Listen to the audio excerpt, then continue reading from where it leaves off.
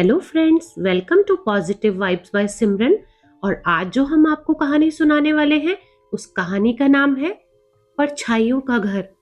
समीरा जब इस घर में बहू बनकर आई, शुरुआत में सब कुछ बिल्कुल सामान्य लग रहा था। रवि का व्यवहार बिल्कुल सधा हुआ, सास उसकी शांत और घर भी बिल्कुल उसी तरह जैसे पुराने पारिवारिक मकान हुआ करते थे। समीरा को पहले से पता था कि रवि की पहले भी शादी हो चुकी है और खुद वो भी तलाकशुदा थी। इसीलिए उसने सोचा कि दोनों नए सिरे से एक दूसरे को मौका दे रहे हैं।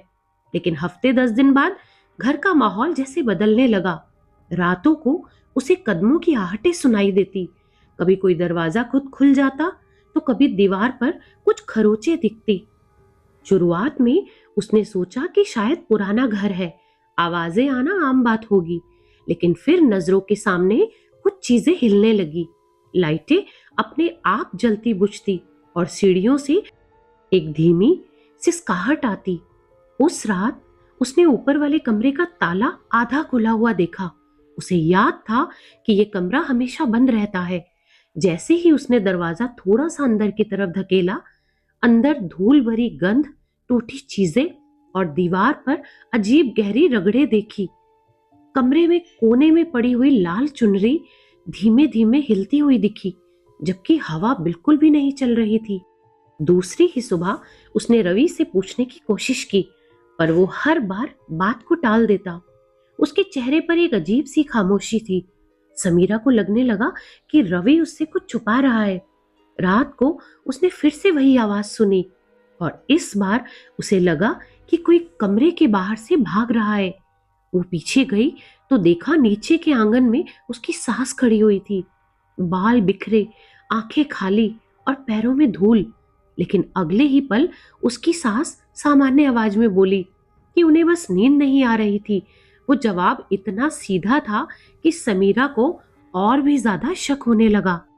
फिर से एक दिन समीरा उस पुराने कमरे में गई तो उसे एक टूटे फोटो फ्रेम में रवि की पहली पत्नी की तस्वीर मिली। वही रात उसे लगा कि कोई उसके कमरे के बाहर खड़ा है।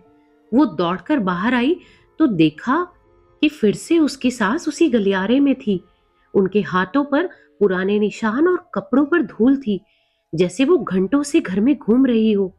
अचानक रवि आया और अपनी मां को पकड़कर वो कमरे में ले गया। समीरा ने पहली बार रवि की आंखों में डर देखा, और वो डर किसी परछाई से नहीं बल्कि उसे अपनी ही मां से था। कुछ दिनों के बाद समीरा ने अपनी सास के कमरे में एक मेडिसिन बॉक्स देखा जिसमें मानसिक बीमारियों की दवाइयां थी। वहीं से पूरी कहानी खुलने लगी। रवि ने बताया कि उसकी पहली पत्नी ने खुदकुशी नहीं की थी। एक रात सास के साथ उसका झगड़ा इतना ज्यादा बढ़ गया था कि पहली पत्नी सीढ़ियों से गिर पड़ी। परिवार ने पुलिस और बदनामी के डर से इसे सुसाइड घोषित करवा दिया। रवि ने बताया कि इसके बाद से ही उसकी मां की हालत और ज्यादा बिगड़ती चली गई और वो रात में पूरे घर में घूमने लगी। कभी दीवारें नोचती, कभी खिड़कियां खोल देती और कभी खुद उसकी पहली पत्नी की तरह व्यवहार करने लगती। रवि ने ये सब इसीलिए छुपाया समीरा से क्योंकि उसे डर था कि कोई उसकी मां की हालत अगर जान गया तो कहीं उसे पागल खाने ना भेज दे। और रवि अपनी मां से बहुत प्यार करता था, वो उन्हें पागल खाने नहीं भेजना चाहता था। वो आवाजें, कदमों की आहट, लाल चुनरी, ये सब किसी आत्मा की वजह से नहीं बल्कि असलियत में उसकी मां की बीमारी का असर था। समीरा को समझ में आ गया कि इस घर में डर की वजह कोई भूत नहीं बल्कि सालों पुराना अपराध, दबा हुआ सच और एक टूट चुकी मानसिकता थी। उसने रवि से कहा कि सच्चाई छुपाने से किसी की जिंदगी बेहतर नहीं होने वाली।